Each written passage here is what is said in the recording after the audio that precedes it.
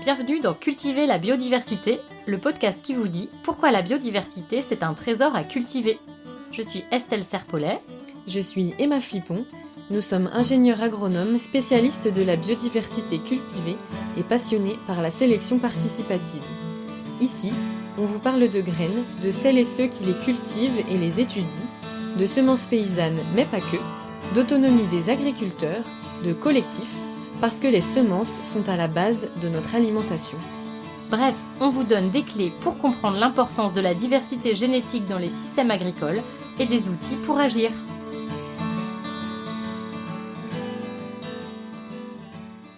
Cultiver la biodiversité, épisode 6. Rencontre avec Emmanuel pour Graines de Liberté.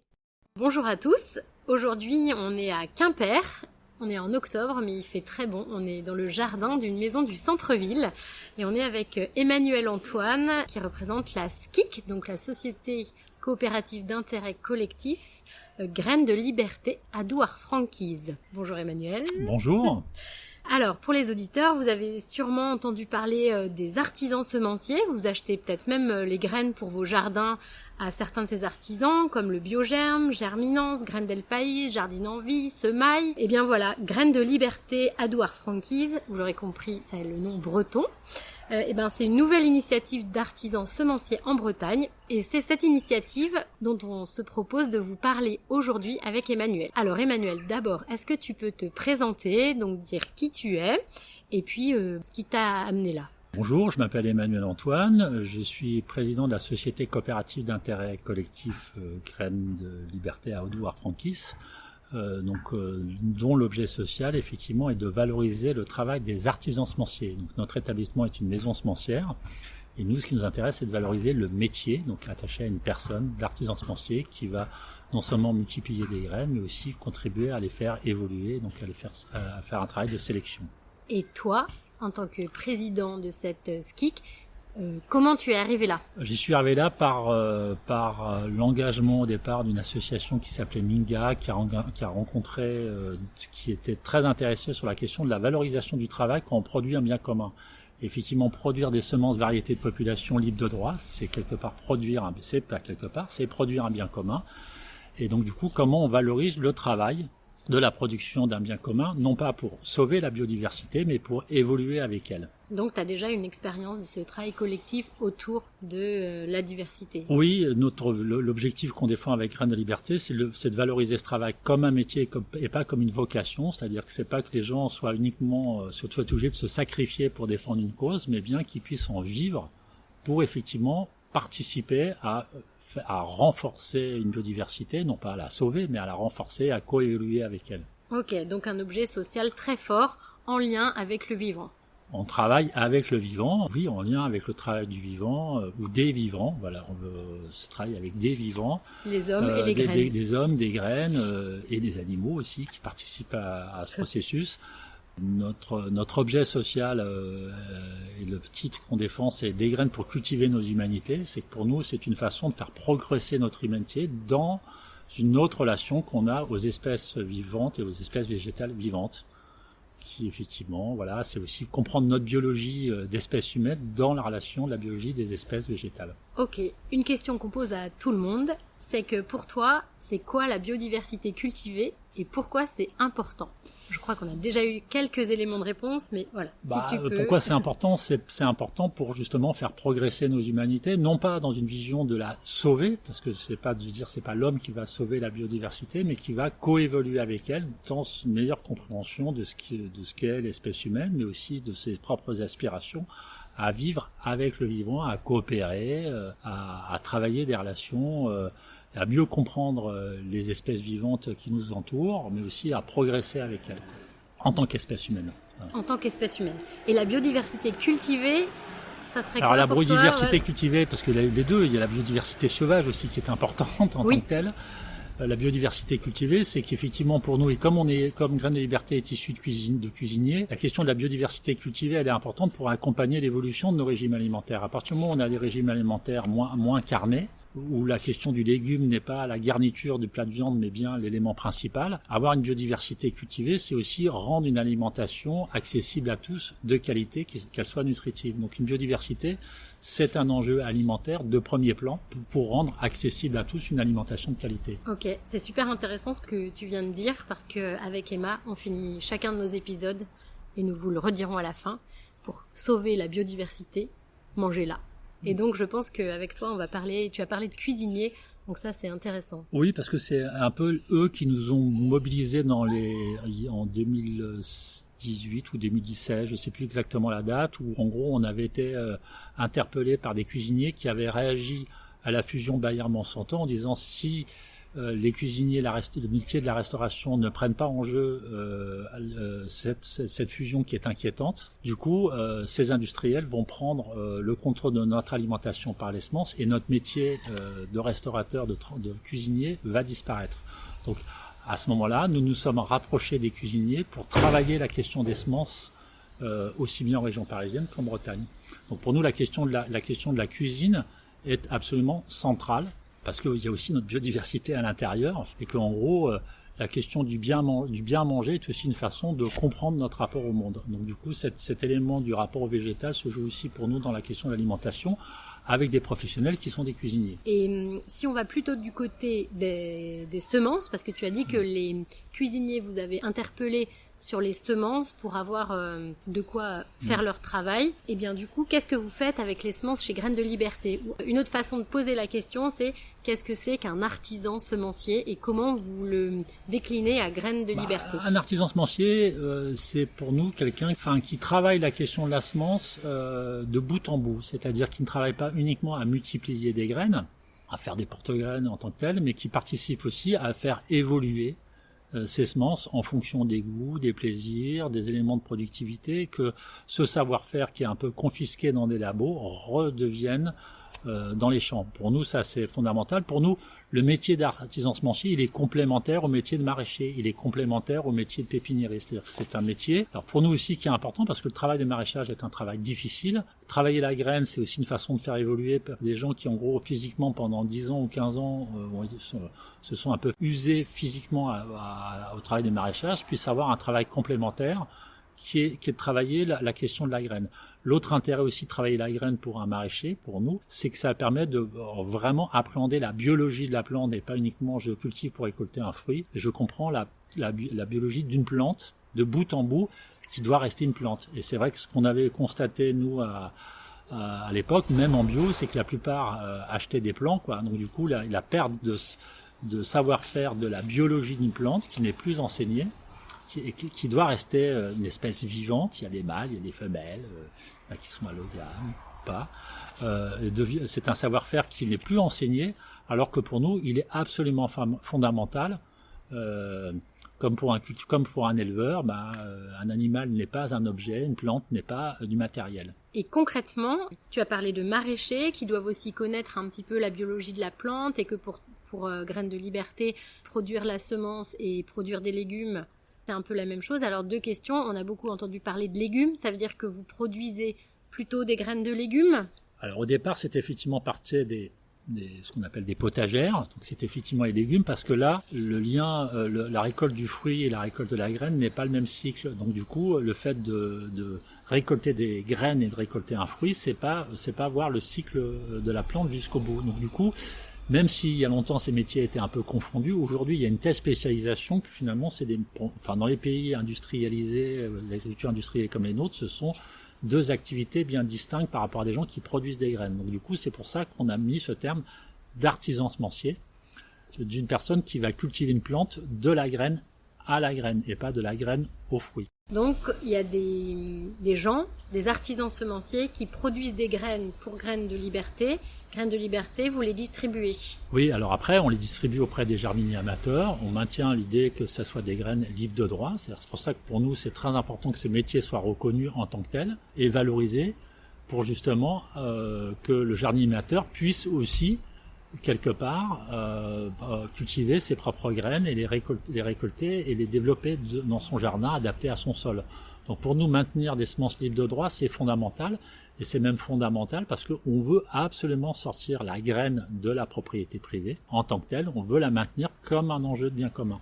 Donc, si je comprends bien, les artisans semenciers qui produisent des graines pour Graines de Liberté, ils font pas que ça. Ils sont aussi souvent maraîchers, agriculteurs. Pépiniéristes. On peut même envisager de faire avec des jardiniers amateurs très performants qui peuvent éventuellement participer d'un travail de production, de multiplication de graines. On a découvert parfois chez des jardiniers amateurs des gens qui avaient sélectionné des graines pendant 30 ans dans des jardins où on a retrouvé des trésors qui sont très importants de savoir-faire chez des jardiniers amateurs qu'on ne voit plus chez des professionnels des agriculteurs. Donc pour nous, c'est une richesse très importante. Voilà. Après, nous, notre objectif, c'est de valoriser ce métier d'artisan semencier comme un métier. Ça veut dire qu'il doit donner lieu à une rétribution. Et ça, c'est vraiment quelque chose qui fait la particularité de Graines de Liberté, un petit peu en lien avec les autres artisans semenciers, mais vous, j'ai l'impression que c'est un peu votre spécificité par rapport aux autres artisans semenciers. Pas forcément. Non, les autres artisans semenciers, il faut s'entendre sur le terme. Artisan semencier, ça renvoie à une personne. Il faut pas confondre. Graines de Liberté n'est pas un artisan semencier. Pour nous, l'artisan semencier, c'est comme une boulangerie et un boulanger. Pour nous, l'artisan semencier qui travaille pour Graines del País ou d'autres établissements, il garde son métier d'artisan semencier. Ça a son importance parce que souvent, des fois, des entreprises s'approprient des compétences individuelles. Pour nous, c'est la valorisation du métier en tant que tel qui est fondamentale. À ce moment-là, comme on était en extérieur, il y a une moto qui est passée et donc on a dû couper ce petit passage. Estelle s'est corrigée. Elle a dit « Ok, donc Graines del País, Biogerm, ce ne sont pas des artisans semenciers, mais des établissements semenciers qui valorisent le travail d'artisans semenciers. » Elle continue en disant que Graines de Liberté fait donc la même chose que ces établissements semenciers, mais avec un focus très fort sur la valorisation du métier. On bénéficie de l'expérience de nos confrères, c'est-à-dire que c'est grâce à eux, ils ont bien anticipé la chose. Ce qu'on essaie de faire, c'est de dire on défend le métier et pas la vocation. C'est-à-dire qu'en gros, on ne peut pas uniquement valoriser des gens qui en gros ont les moyens de se sacrifier pour la biodiversité. Non, ce qu'on a besoin, c'est que des gens qui ont envie de s'engager là-dessus soient rétribués. Sinon, c'est pas un métier, c'est une vocation. Pour nous, on le défend en tant que métier. Ça, c'est fondamental. Et si on veut que ça se développe, il faut que ce travail soit rétribué.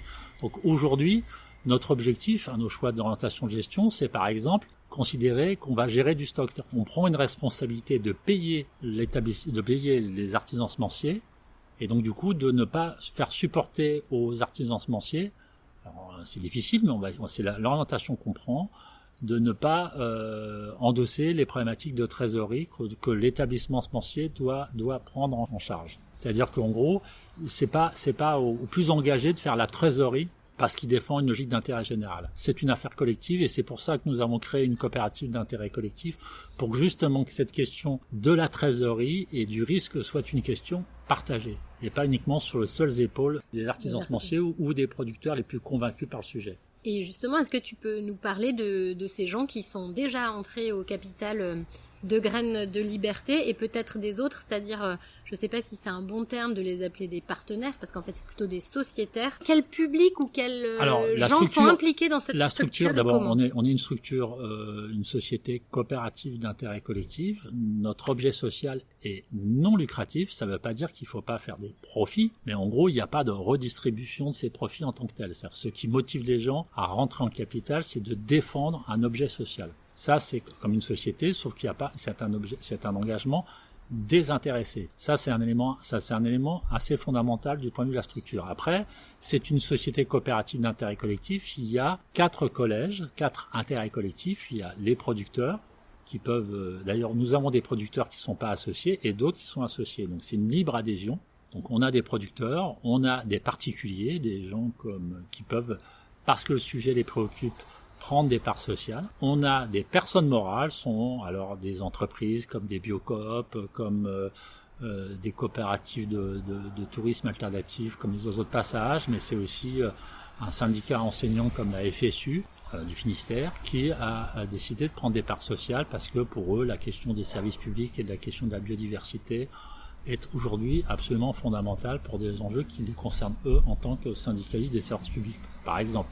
Donc vous avez plusieurs acteurs qui interviennent, et tous ces acteurs-là, et après le dernier collège, ce sont les salariés. Voilà. Donc ce sont 4 collèges qui participent de la gestion de cet établissement, qui est une gestion désintéressée. Mais ça ne veut pas dire qu'elle n'est pas professionnelle, économique en tant que telle. Est-ce qu'il y a des projets à venir à Graines de Liberté? Quels sont, ou quels seraient, ou un projet emblématique à venir? Le premier projet à venir, c'est déjà c'est un établissement qui est récent.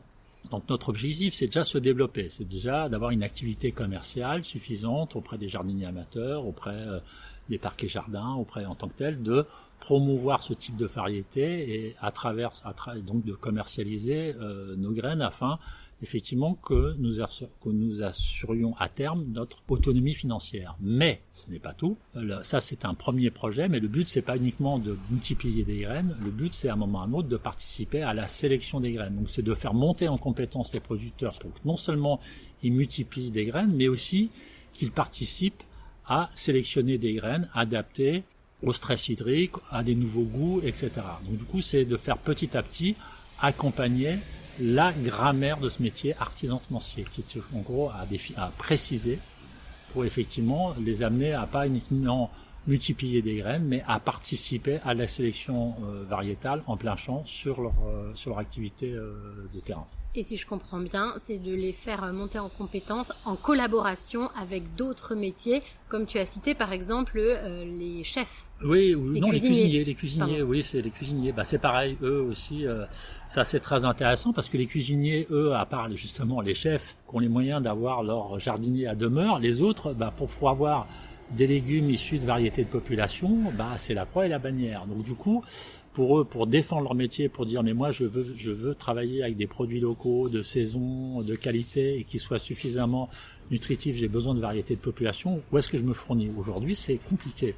Donc pour nous, cet élément-là, il est assez fondamental parce que eux aussi, ils veulent défendre leur métier de cuisinier pour pouvoir être maître de ses approvisionnements et pas uniquement acheter dans une grande surface des produits industriels. Ils veulent garder une relation de cuisinier pour être maître de ses approvisionnements, de son menu, de ce qu'il propose et voilà.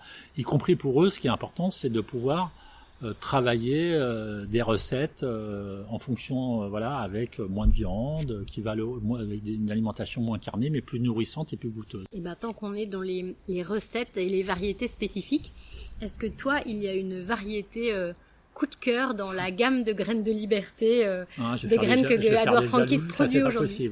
C'est pas possible. Non, jusqu'à aujourd'hui, je préside cette coopérative, donc j'ai un devoir de réserve. Je ne veux pas créer des jalousies.